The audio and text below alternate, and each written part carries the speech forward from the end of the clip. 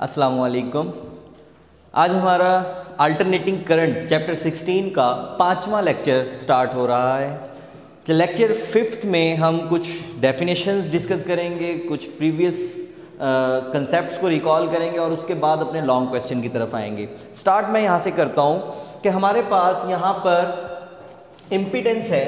What is impedance? ये short question आता है, डेफिनेशन है what is impedance? The combined effect of resistance, capacitive reactance and inductive reactance XL is called impedance. हमने alternating current source का या alternating current का different circuits में behaviour देखा। अगर अल्टरनेटिंग करंट को रेजिस्टेंस के साथ लगाया जाए उस वक्त क्या बिहेवियर शो करता है। अगर हम कैपेसिटिव रिएक्टेंस यानी कि कैपेसिटर के साथ अगर हम उसको AC सोर्स को लगाएं तो उस वक्त क्या बिहेव करता है, और उसी अल्टरनेटिंग करंट या सोर्स को अगर हम इंडक्टर के साथ लगाएं तो उस वक्त क्या बिहेव करता है। तीनों ऑपोजिशन करती हैं flow, resistor, capacitor and inductor. ये तीनों कंपोनेंट्स अगर सर्किट में लगाए हुए हों तो ये तीनों ही कंपोनेंट्स ओपोज करते हैं फ्लो ऑफ करंट को, AC करंट को। तो हम यहाँ पर डिफरेंट अगर इनका अलग अलग सर्किट में इफेक्ट देखें तो हम उसको ऑपोजिशन बोल देते हैं। कैपेसिटिव रिएक्टेंस, अगर कैपेसिटर लगा हुआ तो कैपेसिटिव रिएक्टेंस, अगर इंडक्टर लगा हुआ तो इंडक्टिव रिएक्टेंस बोलते हैं, अगर रेजिस्टर लगा हुआ तो रेजिस्टेंस बोल देते हैं। लेकिन अगर एक ही सर्किट में तीनों कंपोनेंट लगे हुए हों तो तीनों का जो कंबाइंड इफेक्ट यानी कि तीनों ही कंपोनेंट्स AC करंट को अपोज कर रहे हैं, फ्लो ऑफ AC करंट को अपोज कर रहे हैं, तो उसको हम क्या नाम देते हैं? उसको नाम देते हैं impedance. What is impedance? The combined effect of resistance और capacitive reactance XC and inductive reactance XL is called impedance. What is named? Z से इसे हम डिनोट करेंगे। What is the formula? VRMS over IRMS। यहाँ पर हम इसका expression जो है वो RMS की वैल्यू डिनोट की हुई है। हमने RMS वैल्यू को प्रीवियस लेक्चर्स में डिस्कस किया हुआ है। Voltage, RMS voltage divide by RMS value of current, वो क्या हमें देगी? Impedance in the circuit. उसके बाद हम चलते हैं अपने लॉन्ग क्वेश्चन की तरफ। लॉन्ग क्वेश्चन से पहले कुछ कंसेप्ट जो प्रीवियस लेक्चर में हमने पढ़े थे वो रिकॉल करते हैं। हमने 3 बिहेवियर पढ़े।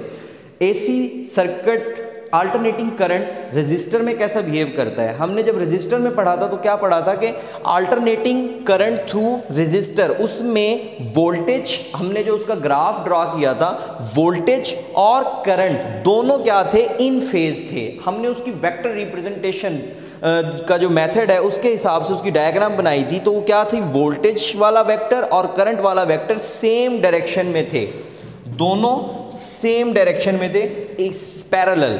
फिर हमने दूसरा बिहेवियर जो उसका पढ़ा था वो कौन सा पढ़ा था? AC through capacitor.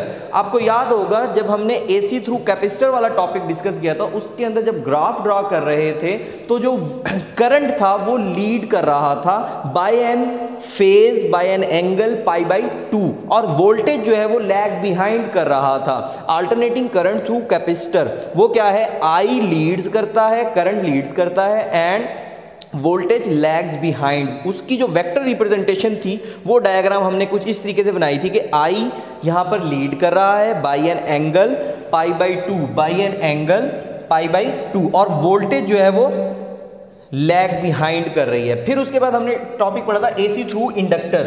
V lead कर रहा था उसमें, AC थ्रू इंडक्टर, उसमें जब हमने ग्राफ ड्रॉ किया था तो वोल्टेज जो है वो लीड कर रही थी और करंट जो है वो लैग कर रहा था by an angle π/2, by an angle phase angle. V leads and I lags behind. उसकी जो इम्पीडेंस डायग्राम थी, सॉरी इम्पीडेंस, उसकी जो वेक्टर रिप्रेजेंटेशन वाली डायग्राम थी वो क्या थी? I उसमें क्या कर रहा है? लैग बिहाइंड कर रहा है, और वोल्टेज जो उसमें है वो लीड कर रहा है बाय एन एंगल π/2। ये 3 बिहेवियर, ये 3 कंपोनेंट्स के अक्रॉस अगर हम अल्टरनेटिंग करंट लगाएं तो हमने वो बिहेवियर को ऑब्जर्व किया था, उसको मैंने रिकॉल किया है। अब यहाँ पर हम इसको डिस्कस करते हैं। हमारे पास लॉन्ग क्वेश्चन आता होता है RC series circuit and RL series circuit, ये एक साथ ही आ जाते हैं। Explain RC and RL series circuit, इस तरीके से ये लॉन्ग क्वेश्चन आता होता है। हमारे पास RC सीरीज सर्किट क्या होता है? In which a resistor and a capacitor is connected in series, किस तरीके से कनेक्ट हुए हो, इन सीरीज, उसको हम क्या बोलते हैं, आरसी सीरीज सर्किट। ऐसा सर्किट जिसमें एक रेजिस्टर कंपोनेंट हो और एक कैपेसिटर कंपोनेंट हो, उसमें उस सर्किट को हम क्या बोलते हैं, आरसी सीरीज सर्किट। अब अगर हम इस किस्म के सर्किट पर जिसमें एक कैपेसिटर और एक रेजिस्टर लगा हुआ है उस पर alternating current, alternating voltage source apply करें तो उस वक्त कुछ वोल्टेज ड्रॉप होगी इसके अक्रॉस, कैपेसिटर के अक्रॉस जो वोल्टेज ड्रॉप होगी उसको हम क्या बोलेंगे, VC, उसको नाम क्या दिया, VC। और जो अक्रॉस होगी रेजिस्टर के अक्रॉस, जो एक रेजिस्टर के अक्रॉस वोल्टेज ड्रॉप होगी उसको हम क्या बोलेंगे, VR। यहाँ पे दोनों के एक्सप्रेशन लिखे हुए, VR is equal to IRMS into R, और जो वोल्टेज अक्रॉस कैपेसिटर ड्रॉप हो रही है वो हम क्या लिखेंगे, IRMS डॉट XC। यहां पर XC क्या है आपको याद होगा, capacitive reactance, the opposition to the flow of alternating current in case of capacitor. तो ये XC किसके इक्वल होती थी, आपको प्रीवियस लेक्चर के अकॉर्डिंगली याद होगा, XC is equal to 1 over omega C। यहां पर ओमेगा C की वैल्यू पुट करें तो क्या आ जाएगा, IRMS ओवर ओमेगा C। ये टॉपिक सिंपल है, इसको जस्ट मैथमेटिकली हम इसको डील कर रहे हैं, उसको आप स्टेप्स को ऑब्जर्व करते रहें। उसके बाद हमने यहाँ पे सर्किट में ऑब्जर्व किया कि कैपेसिटर में जो अगर हम अल्टरनेटिंग करंट सोर्स लगाते हैं तो कैपेसिटर में कैसा बिहेव करता है, जो अभी मैंने पॉइंट्स रिकॉल किए उसी बात को मैं कर रहा हूँ। कैपेसिटर में करंट लीड करता है और वोल्टेज लैग करती है। तो हमने इसको वेक्टर रिप्रेजेंटेशन वाले मेथड से ड्रॉ किया डायग्राम को। हमने बोला कि करंट की डायरेक्शन में ही वोल्टेज हमने यहाँ पे पहले ड्रॉ कर देते हैं रेजिस्टेंस के। इन रेजिस्टर वोल्टेज और करंट क्या थे, पैरेलल थे। वोल्टेज और करंट को पैरेलल बना दिया। ये करंट अक्रॉस वोल्टेज गुजर रहा है, करंट अक्रॉस रेजिस्टर गुजर रहा है, और ये वोल्टेज अक्रॉस रेजिस्टर, ये दोनों वेक्टर्स ही क्या हैं, सेम डायरेक्शन में हैं, मतलब के पैरेलल हैं। ये हमने क्यों बना दिया, हमने प्रीवियस टॉपिक में पढ़ा था कि दोनों इन रेजिस्टिव सर्किट वोल्टेज और करंट वो क्या होते हैं, इन फेज होते हैं। ये क्या होते हैं, इन फेज।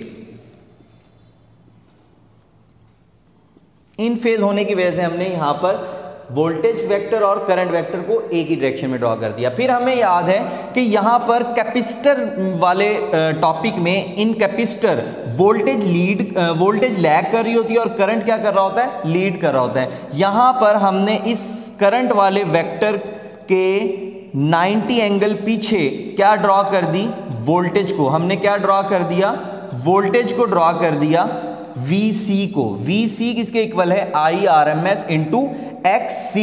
यहां पर ये करंट है, ये करंट IRMS, इसको लैग कर रहा है कौन, वोल्टेज VC। कैपेसिटर के अक्रॉस जो वोल्टेज है वो लैग बिहाइंड है और करंट जो है वो लीड कर रहा है बाई एन एंगल π/2। तो हमने यहाँ पर ये वेक्टर रिप्रेजेंटेशन वाले मेथड से इसकी डायग्राम बना ली।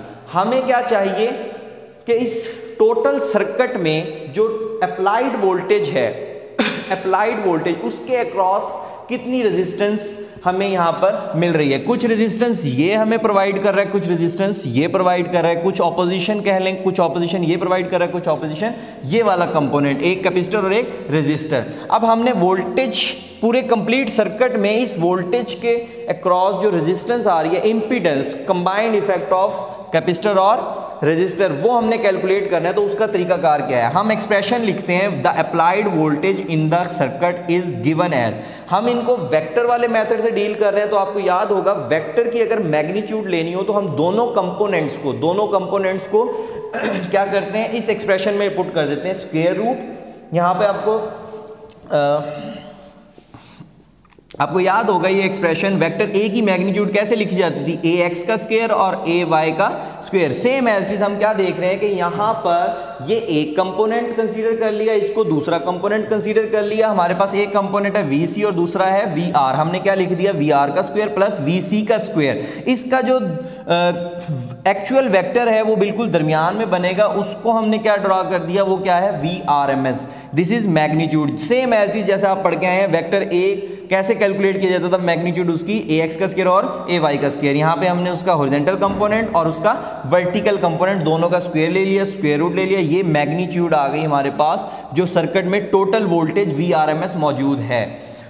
उसके बाद हमने इनकी वैल्यूज पुट कर दी। यहाँ पर वैल्यूज किस तरीके से पुट की, VR की जगह मैंने पुट कर दिया IR और VC की जगह मैंने पुट कर दिया उसकी value VC is equal to IRMS over omega C, IRMS over omega C. यहाँ से हमने I और I दोनों को अलहदा कर लिया, कॉमन ले लिया। यहाँ पर भी I स्क्वायर, यहाँ पर भी I स्क्वायर, हमने I square IRMS square common ले लिया, अंदर बचा R square plus 1 over omega C का स्क्वायर। यहाँ से RMS पर स्क्वायर रूट अप्लाई कर दिया, स्क्वायर रूट और स्क्वायर कट जाएंगे, IRMS की वैल्यू बच जाएगी और अंदर एक्सप्रेशन क्या बनेगा हमारे पास, स्क्वायर रूट के अंदर क्या बचेगा, square root R square plus 1 over omega C का स्क्वायर। यहाँ से IRMS दोनों साइड पर हमने IRMS से डिवाइड कर दिया, ये IRMS कट जाएगा, 1 आ जाएगा यहाँ पर और ये VRMS के नीचे जाके IRMS लग जाएगा। ये एक्सप्रेशन बन जाएगा आपका VRMS over IRMS is equal to square root R square plus 1 over omega C का स्क्वायर। यहाँ पर ये जो एक्सप्रेशन है VRMS ओवर IRMS, ये किसके इक्वल है, इसको हम क्या बोल के आए हैं, impedance, combined effect of voltage, combined effect of capacitor and resistor in a circuit, वो हमने कैलकुलेट कर लिया। इंपीडेंस हमारे पास आ गई, Z इज इक्वल टू, वो इंपीडेंस किसके इक्वल आई, R का square plus 1 over omega C का स्क्वायर। ये हमारे पास इंपीडेंस का एक्सप्रेशन है, यही इस टॉपिक की रिक्वायरमेंट है, आपने ये मैथमेटिकल स्टेप्स कैलकुलेट कर देने हैं। उसके बाद यहाँ पर हमने डायग्राम, इंपीडेंस डायग्राम बनानी है। इस डायग्राम को हम क्या बोलते हैं, इंपीडेंस डायग्राम।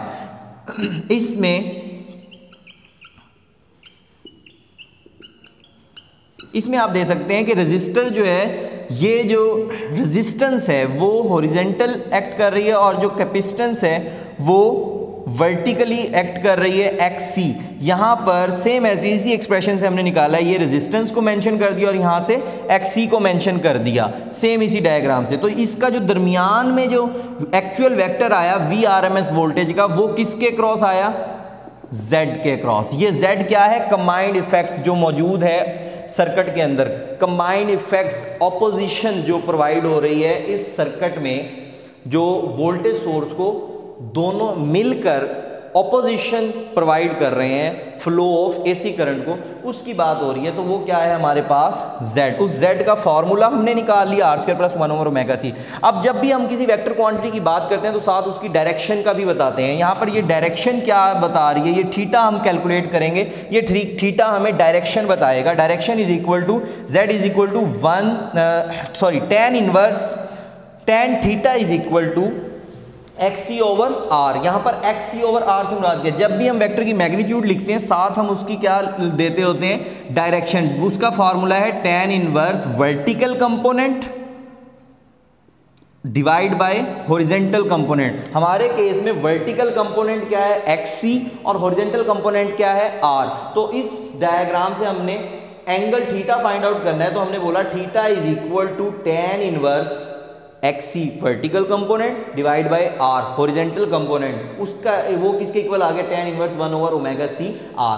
ये टॉपिक की रिक्वायरमेंट है, आपने इन डायग्राम्स को समझ लेना है और बना देना है, और ये मैथमेटिकल स्टेप्स करने हैं, आप सॉल्व हो जाएगा RC सीरीज सर्किट। इसके बाद आ जाता है RL सीरीज सर्किट, ये इकट्ठे ही दोनों आते हैं। Long question, RL series circuit क्या होता है, in which a resistor and a inductor, एक रेजिस्टर और एक इंडक्टर। पिछले में क्या था, कैपेसिटर था, यहाँ पे हमने क्या लगा दिया, इंडक्टर लगा दिया। ऐसा सर्किट जिसमें एक इंडक्टर L और एक रेजिस्टर जिसकी रेजिस्टेंस R है वो लगे हुए हों और वोल्टेज AC वोल्टेज उस पर अप्लाई की हुई हो, तो उस केस में हम क्या ऑब्जर्व करते हैं कि यहाँ पर अगर हमने इम्पीडेंस का फॉर्मूला निकालना है तो वो किस तरीके से निकालेंगे। हम देखेंगे कि इंडक्टर के अक्रॉस कुछ वोल्टेज VL, इंडक्टर के अक्रॉस जो वोल्टेज ड्रॉप हो रही है VL, वो किसके इक्वल है, IRMS इंटू XL।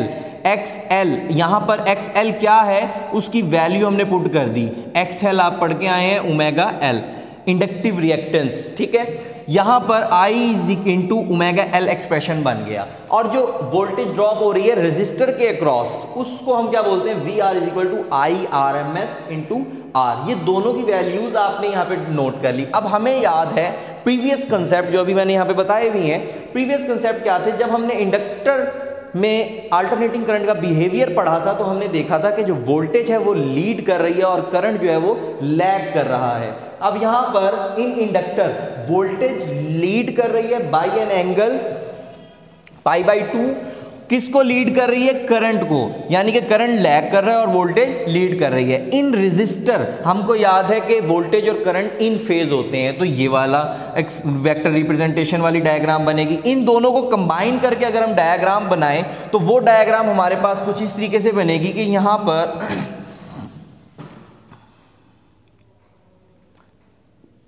ये करंट और ये यहां पर वी आर,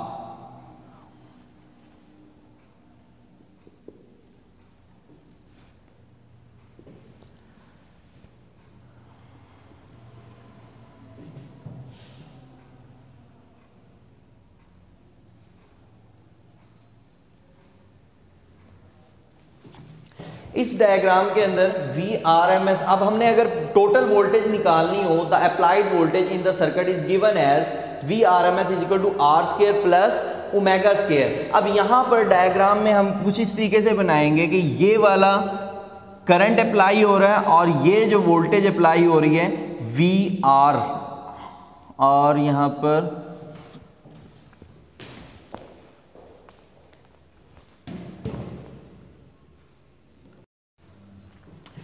डायग्राम हमारे पास है जिसमें वोल्टेज जो है वो लीड कर रही है और करंट जो है वो लैग कर रहा है। अब इंडक्टिव सर्किट के अंदर वी एल वोल्टेज लीड कर रही थी करंट को, आपको याद होगा कि वोल्टेज लीड कर रही थी और करंट लैग कर रहा था। हमने इस तरीके से उस एक्सप्रेशन को बना दिया, और हमें पता है कि रेजिस्टिव सर्किट में वी आर वोल्टेज और करंट सेम डायरेक्शन में होते हैं, तो ये दोनों वेक्टर हमने सेम डायरेक्शन में बना दिए। अब यहाँ पर हम वही मैग्नीट्यूड वाला मेथड कैलकुलेट करेंगे। मैग्नीट्यूड वाले मेथड से ये एक्सप्रेशन आ जाएगा हमारे पास, V R M S is equal to I R M S और Z। ये Z क्या है, इम्पीडेंस। हमने Z का एक्सप्रेशन कैलकुलेट करना है। कैसे कैलकुलेट करेंगे, हम मैग्नीट्यूड वाला वेक्टर्स का मैग्नीट्यूड वाला फॉर्मूला यूज करेंगे, V R M S is equal to R square plus omega L का स्क्वायर। यहाँ से R की वैल्यू पुट करेंगे आई आर, और ओमेगा एल की वैल्यू पुट करेंगे आई ओमेगा एल, और ये एक्सप्रेशन बन जाएगा। यहाँ से आई आर एम एस को कॉमन लेके बाहर निकाल लेंगे, वो वैल्यू बन जाएगी आपके पास I R M S into square root R square plus omega L का स्क्वायर। यहाँ से आई आर एम एस को डिवाइड करेंगे, V R M S over I R M S is equal to square root R square plus omega L square. ये expression क्या बन जाएगा हमारे पास, इंपीडेंस का एक्सप्रेशन बन जाएगा, Z is equal to square root R square plus omega L का square. यहां पर उसकी डायरेक्शन दे देंगे आप सेम एज इट इज जैसे पिछले टॉपिक में किया, tan theta is equal to X L over R. Theta is equal to tan inverse vertical component divide by horizontal component. हमारे पास वर्टिकल कंपोनेंट कौन सा है, XL, और हॉरिजॉन्टल कंपोनेंट क्या है, R। यहां पे एक्सप्रेशन बन जाएगा theta is equal to tan inverse omega L over R। ये आपका लॉन्ग टॉपिक होता है, इसको अपने सेम एज ये मैथमेटिकल स्टेप्स करने और टॉपिक की रिक्वायरमेंट्स कंप्लीट हो जाएंगी। Thank you.